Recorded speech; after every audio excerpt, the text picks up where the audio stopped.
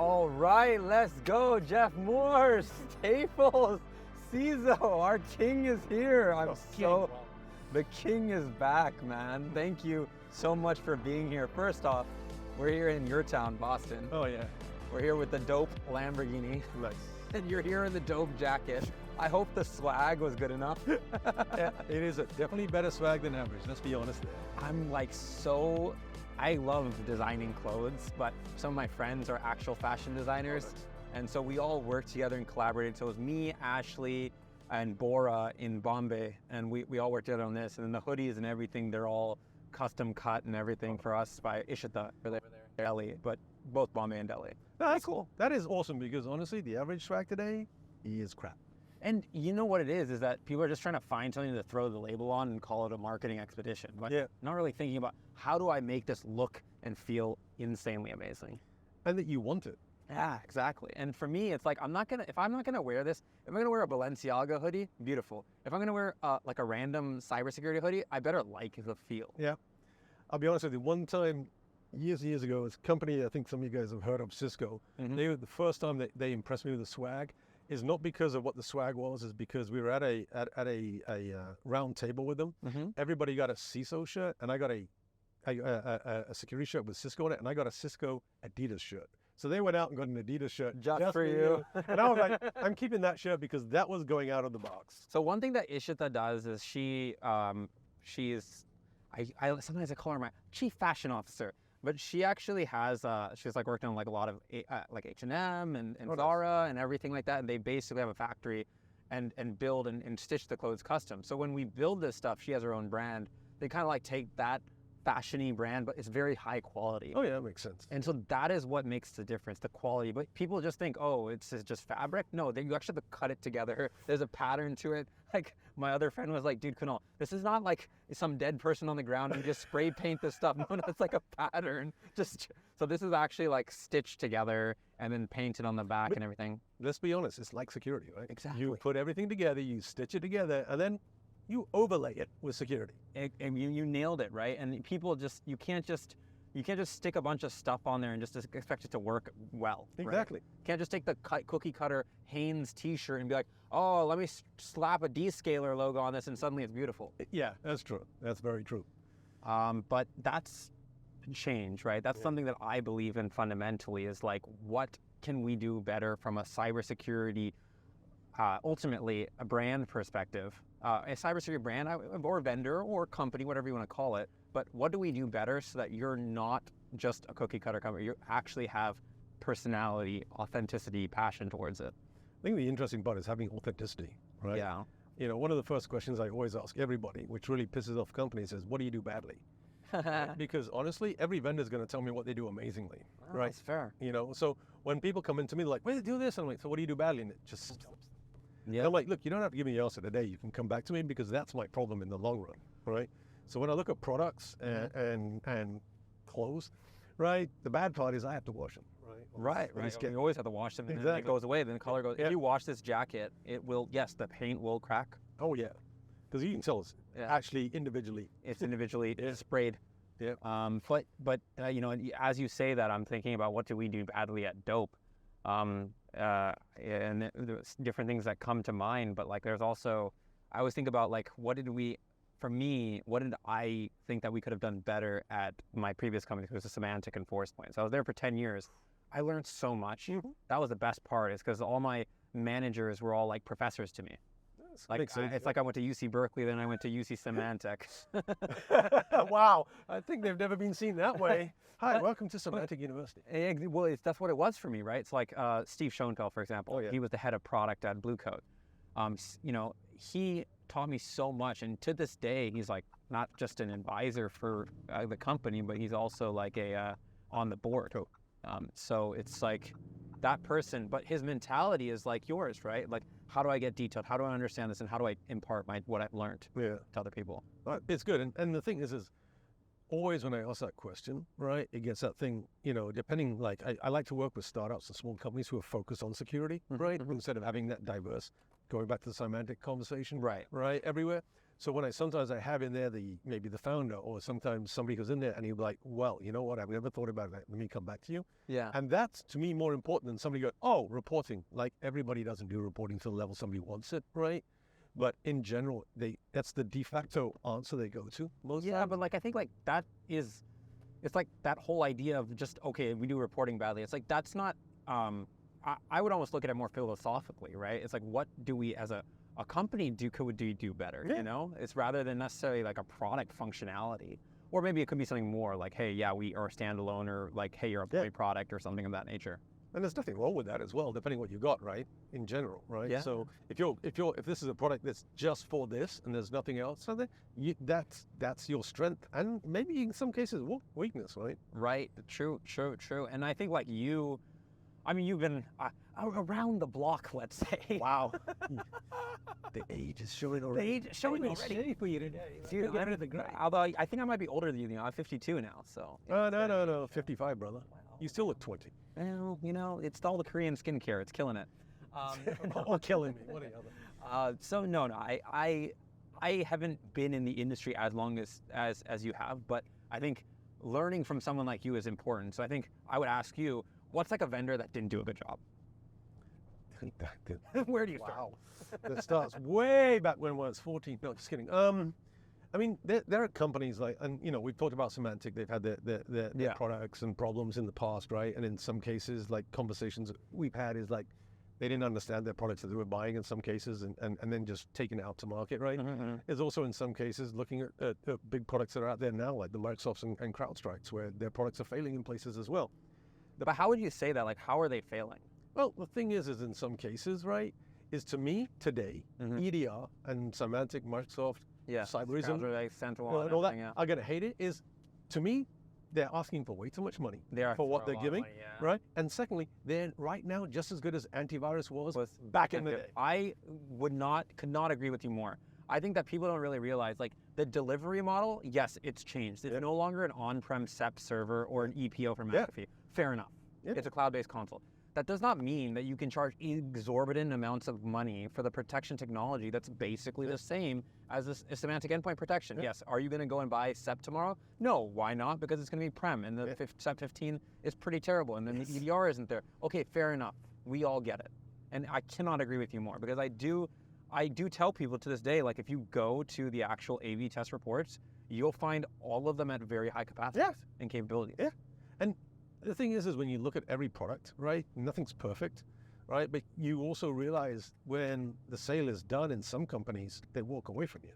That's true. And then you're left with the bag, right? And all the so-called promises that are sometimes come with it. Promises, those are the worst. Yep. That was one of my biggest pet peeves, is that the sales people would be, and it's not salespeople only. It is also product management. I had one CEO, who shall remain nameless, although you might find the company. It's definitely and the year. It was the last 5 years. It was my last company, not so well. You know, so I think what he did is I went to a company customer meeting.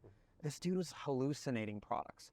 I was like, dude, dog, what are you talking about? This does not exist at all, and you're telling them it exists today, or it's on our roadmap, or whatever. Oh yeah, Vaporware. But think about it. I'm the PM for this, and he came in the conversation. First off, he shut me up, which I think that's, when you bring someone else in the conversation, they should also talk. But the important part was that he completely lied about what we were doing. Yeah, it's one of the things I've seen in a lot of industry, and to be honest, when I look at a lot of things, and I look up there Reebok, and I remember the day that they used to have an amazing campus. Yeah, I love the campus. It was one of the most fun campuses out there. But anyway, I digress. Yeah. But you know, it's this whole idea of like, I have it's going to go, so I'm going to sell it to the people. But he's there talking about a product that's not available, and then you buy into it, and then of course they're like, why didn't he renew in 3 years? Well, because you sat there and told me that something was coming. It didn't come. And never came. Or I also think that there's a level of disconnect post-purchase. Oh, look, I call it fire and forget. I fired, I forget, and I go away, right? Of course, I hit because you paid. Yes. And then I'm going to call you in 3 years' time. Or the 1 year where I've just got to validate something because I'm told to call your customer now. Yes, Right? exactly. One thing that we have done is there's these technologies and tools that you can use to better understand how is a customer utilizing the product. Yeah. So what we can do, for example, in our product is like our admin console, we can see basically where everyone clicks, what they're doing, how they're interacting with it. So we can actually see, is it being used? There's a thing we call the PLG console. It tells us how many endpoints, how many this, how many that. It tells you how is someone using it. So you can see, should I reach out to Jeff and be like, yo, is this like working well? Is it not working well? All that kind of good stuff. So that's interesting, right? Because in some cases, like as a security guy, your brain's like 1 second. 1 second. You're how looking much at data does this guy exactly. have? And you're not seeing everything I'm clicking on. See, the thing is that like in some cases I feel uncomfortable telling people this, but in reality, I think about how important this has been to help someone like you get, like, for example, we have fixed so many defects in the front end because we see them and they're never going to get reported, right? Somebody clicks something as an error the first time, the second time it works fine. Right. They're like, oh, it must have been a small thing, but we know what it is so that we can actually reduce the amount of support tickets someone has and get to support 0. And that's an interesting way, but it's still that as a security guy, you're still deep down going, what is going on? Yes. Yes. And then as always, you're always worried about the possible leakage of additional information you don't know about, right? Precisely. And it's about, at least to be honest, in some cases, you're upfront about it. Whereas a lot of other ones we know they're not. And I think, like the way I always position it to people is like, look, we already have access to all your data anyways. It's not like somebody can't go into our prod or any company's prod and see your stuff, right? I mean, obviously you can.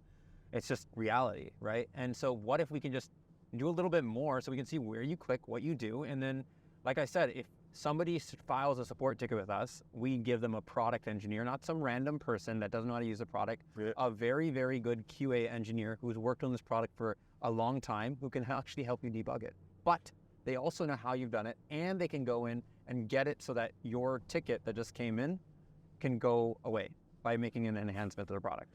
Goes away. Well, it makes sense, right? Like, imagine. It does. And I mean, and we had none of that visibility. Right now, like at Force Point, I could not tell you how many endpoints existed in the entire world. Oh, wow. You couldn't say it. There's no way of knowing. You could have an assumption or an approximation. You had no idea. Right now, I can tell you exactly how many there are. I can tell you how many customers are using it. I can tell you that there's hundreds of tenants that are actively using our product today. There's lots and lots and lots of like appreciation for that. We couldn't do that before. Oh, I mean, let's be fair. So licensing, it's amazing. Yes, it's beautiful. And these new age technologies make it possible, right? Like, I mean, actually, we built this stuff internally. I shouldn't say new age technologies. It's more about like the mentality. Okay. Now, let's push the mentality forward. Yeah. Define mentality, right? From your perspective. So, like, on Dope's perspective. Dope is 3 words: passion to build the best possible product you could imagine. Design, UX. It needs to look and feel amazing and beautiful. And most importantly is attention to detail. Like, when you come here, of course I want to give you a first-class experience, but whether it's when you click and it immediately shows up, it's not a 3-second load time. It's like 100 milliseconds. This is all about like a front end, for example. When you log into the Dope Security front end, there's actually a bunch of stuff that's API calls that are happening underneath the hood to warm up the lambdas, to go and make API calls, to pre-fill the data. And again, this is not a security concern. This is the way Gmail works. No, right? Or Gmail works like or any. But cybersecurity technologies are just so old-fashioned when it comes to this stuff. I would agree. And taking back to your SEP console, remember how bad that was? I mean, seriously. And it's like, and I remember like how many times I would be told, "Oh, Kunal, you're so passionate," but I'm like, "Don't do that." And I was like, "How can we become better if we don't push the boundaries and levels?" No, I agree. And one of the big pet peeves I have with the whole security industry is everybody talks about innovation, and to be honest with you, there's zero innovation in security. I love it, man. Thank you for making me look terrible. No, just kidding. No, it's fine. But I think it's a fair point, because the way I would kind of, when you say that, the first thing I think is like, damn, that kind of sucks. He doesn't think I'm innovative. But the second part I would say is that, am I really innovative? Or have we just made something that has existed for the last 20 years? It's not even much existing. better? It's exactly. And that's what I keep telling people is stop stop caring that you're not innovative. You're being evolutionary. Yeah. Right? Depending what you believe. Let's just start, right? We all grew in trees, right? And then we got down, we went to caves and look at the evolution we came to. Is that a bad thing? Well, some people will say yes, some people will say no, right? But in general, but it's same with antivirus, EDR, XDR. It's the same thing. Dude, I love it because like people say, oh, Cortex is so much different. I'm like, every SentinelOne and CrowdStrike and Palo Alto, they all came out with the exactly same like post on LinkedIn that says, hey, by the way, we're number one. I'm like, guys, you can't all be number one.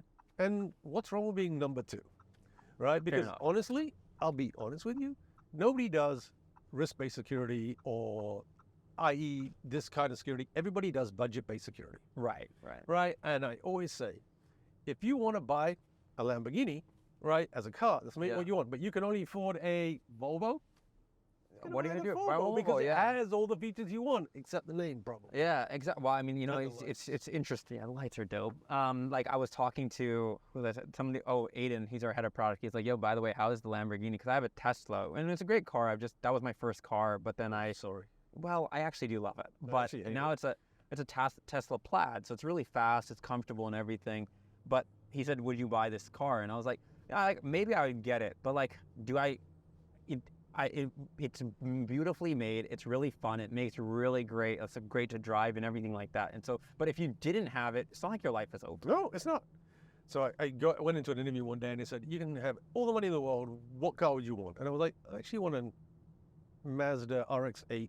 Oh, those are, right? And they were like, but you said any car. I said, actually, the reason I want it is because it has a rotary engine. And that's pretty damn cool. True. Right? And it's different than everything else. And they were like, but you could have anything. I said, actually, it's kind of what I wanted. Yeah. Right? And that's the thing that we have to think about. It's like, hey, if you could have anything in the world, which one would you want? And one thing that I've tried to pride ourselves on is, and I'm just telling someone else this, is like if somebody doesn't like what we've given or built, I always say, then you can have your money back. You know what? For a security company, that's ballsy. Because it's the lemon law protection. If you don't like it, fine, I'll give you your money back. Because I'm like I was in that position. I worked on like PM for CASB, DLP, SWG, Blue Coat, this thing, WebSense. I was literally the dude cleaning up everybody's mess at WebSense and ForcePoint, and it sucked. Yeah, I feel bad. But then because of that, got born the knowledge and understanding to say, how don't we do this better? Not, as you said, innovative, but different. Let's do it in a different way. Instead of you stopping over at a data center and rerouting everything there, just do it on the device. It's faster, better, easier. And the other thing is like, what's wrong with being the next step up on the chain, right? It's a good thing. Exactly. And there's one thing that I also, a pet peeve of mine, which I think you mentioned earlier, was a kind of a pet peeve of yours as well, although your list might be endless, is when people just take a new buzzword and throw it into their marketing. Oh, fuck yeah. Yeah. One of your buddies, your favorite vendors, just put this up today, and they're like, oh, we're using Gen AI in ZTNA. And I'm like, by the way, how are you using generative AI in ZTNA? Like, really? Yeah. And the problem is in our security industry right now, there is more heuristic, statistical, and machine learning than AI at all. Yes. So, and it's fine. Yes. That's what's wrong with that. Yeah. It's okay. It's worked, and it's working. Look, and the other thing, don't get me wrong, I'm not blaming you or any other, but we in security, we do really badly putting things in. We do things a lot half-assed, right? Yeah. And the last thing I want right now is Gen AI in the system half-assedly put in. Yeah. All right. And, we look at all the different products out there, and there are thousands. Yeah.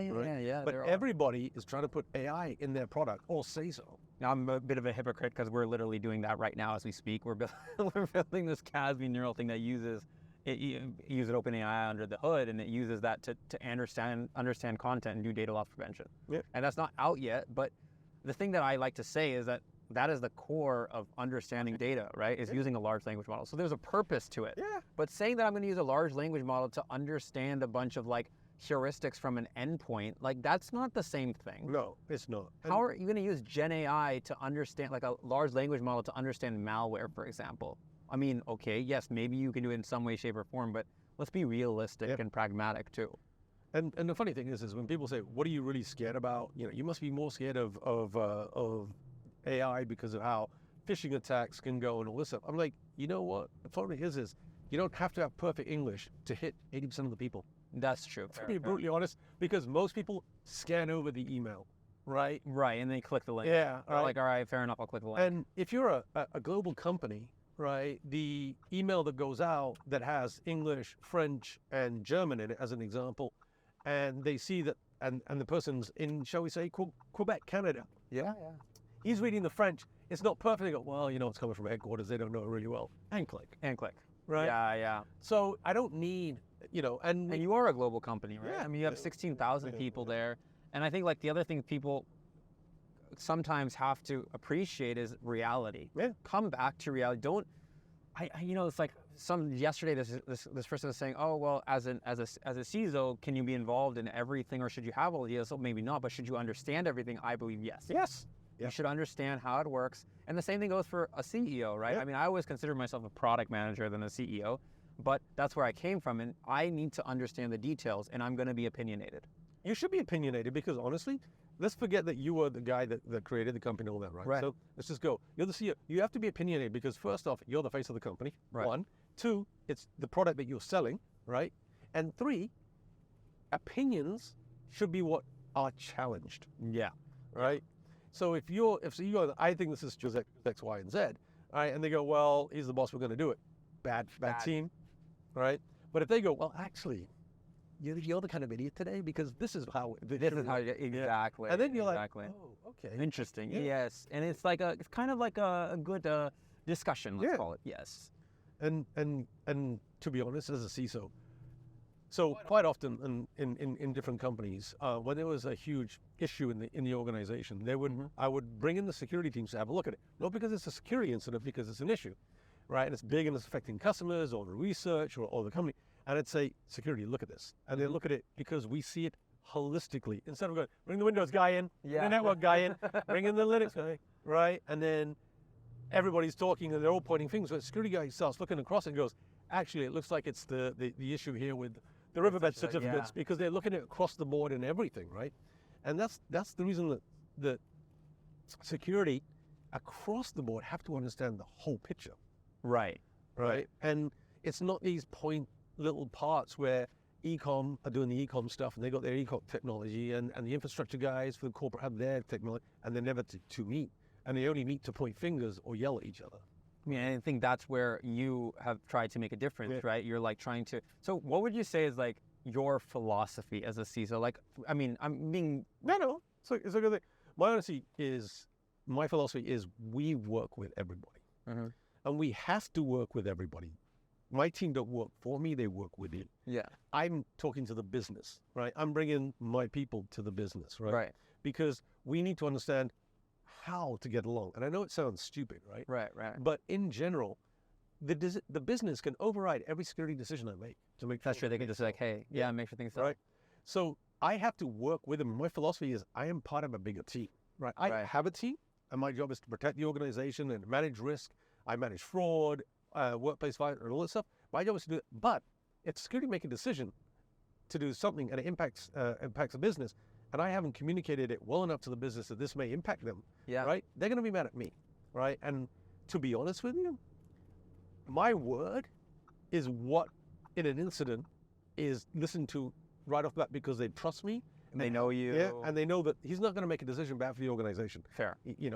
And that's what we have to do, right? And, if we don't work with the business and the business make a decision that impacts our organization, or they'll go around us. Yeah, and of course, I mean, that's what they always do, right? They're like, oh, it's not working, it's not making sense, this guy doesn't know what he's talking about, let's go around them.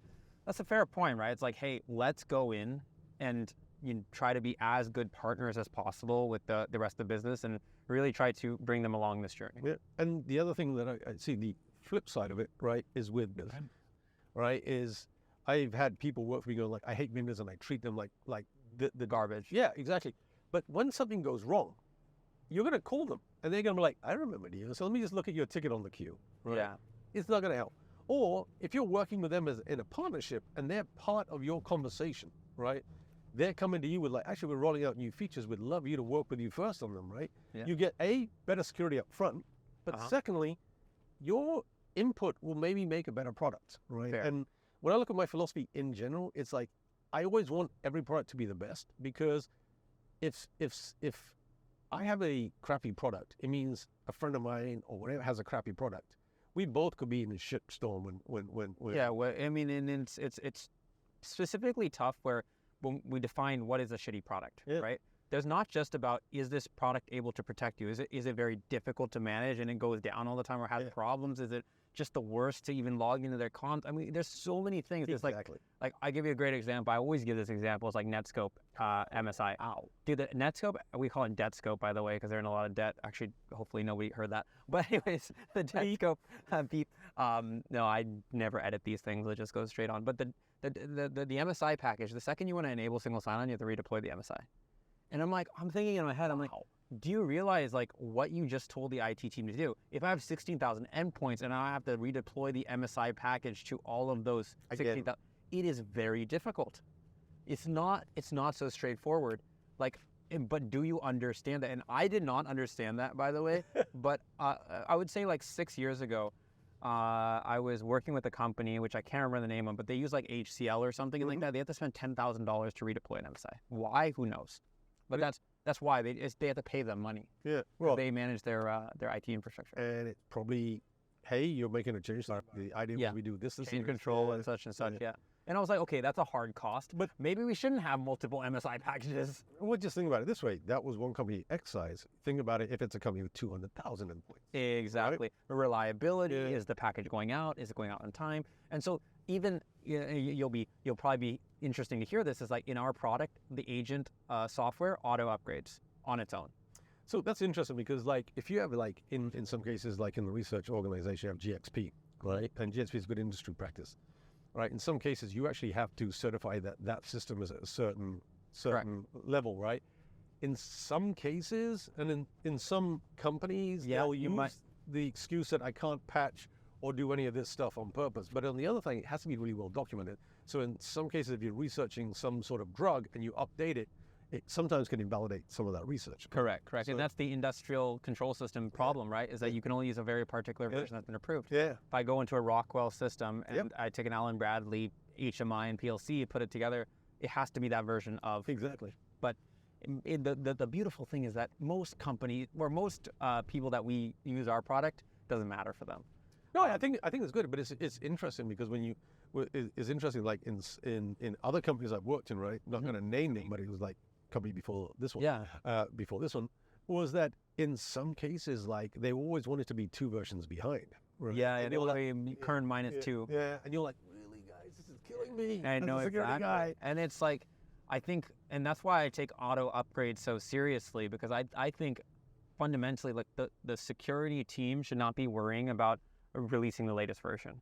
And you need to be doing amazing enough QA and automation so that when you change code, it goes in, it runs on 6 build automation test, it goes in, it does a regression test and a load test with QA automation.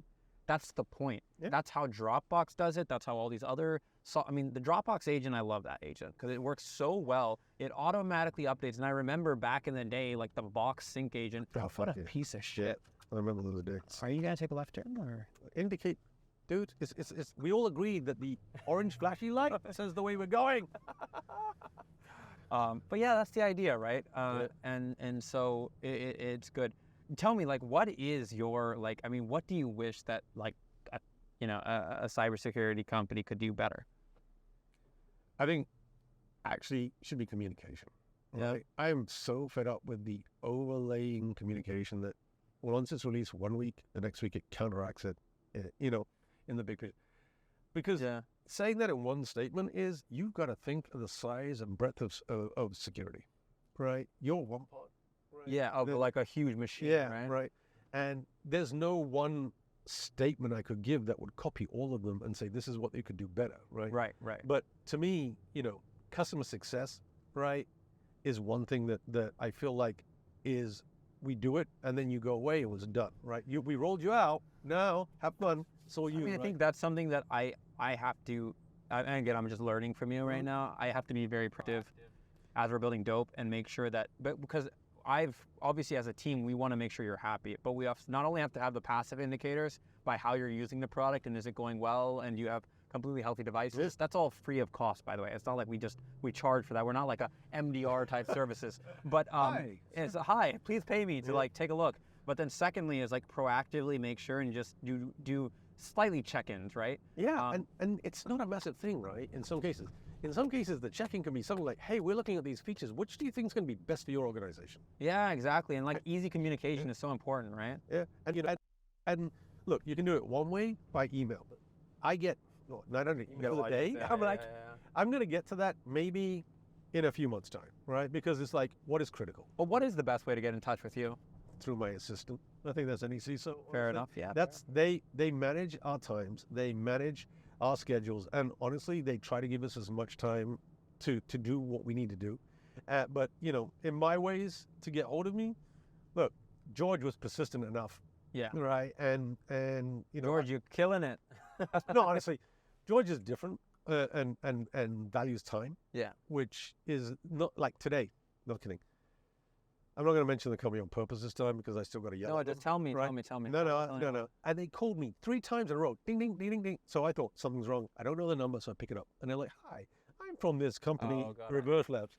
And I was like, dude, 3 times in a row? And he's like, yeah, well, our system must have called 3 times. I'm like, you called the same number. Don't give me this. Right? And I'm like, really? That's not going to get on my good books. Very fair. Very fair. And then secondly, the best way for communication is if you're going through say like, hey, don't drop a meeting in my just don't do that. Oh, it's so annoying.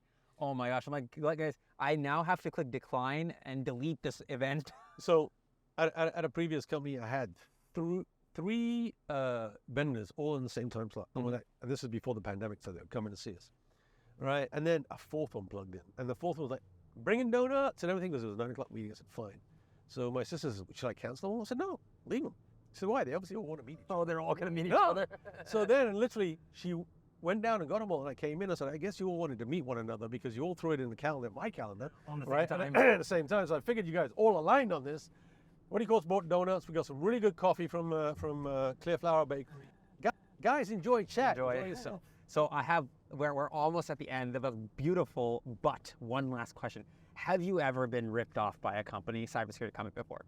I think we all have been ripped off by a cybersecurity company, right? And I'll tell you one of the main rip-offs that they do is they come in and go, hi, this is our product, it's $1 million. And you're like, dude, I told you I am a limited budget. And you say it's $1 million. So, oh, okay, we'll come back with it's 800,000. You're like, I said unlimited.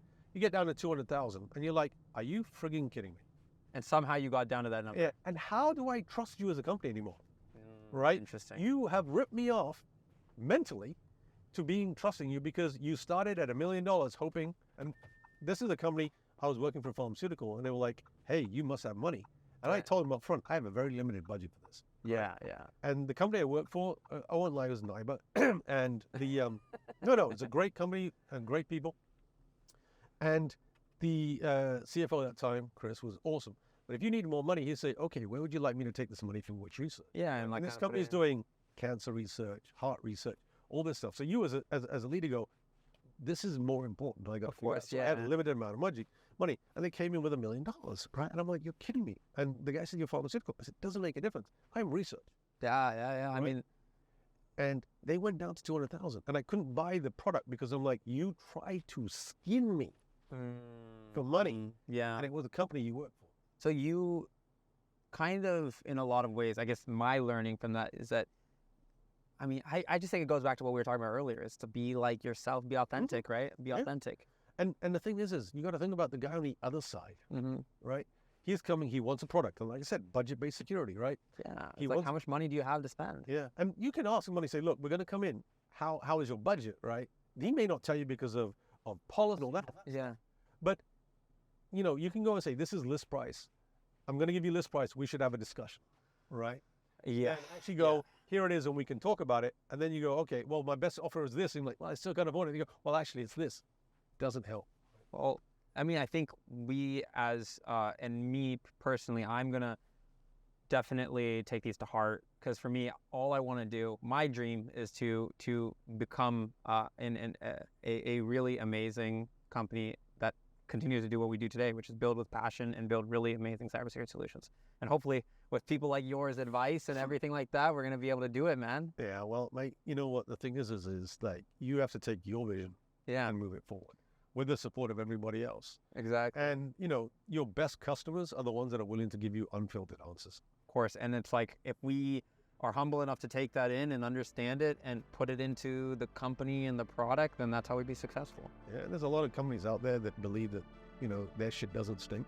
Yeah. And the problem is there's very few shit that doesn't. Well, hopefully dope is what we claim it out to be.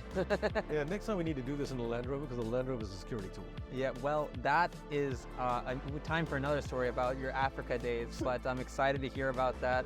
And again, thank you so much for being here, man. Thank you. It's a pleasure. Great seeing you. Thanks a lot. Take care.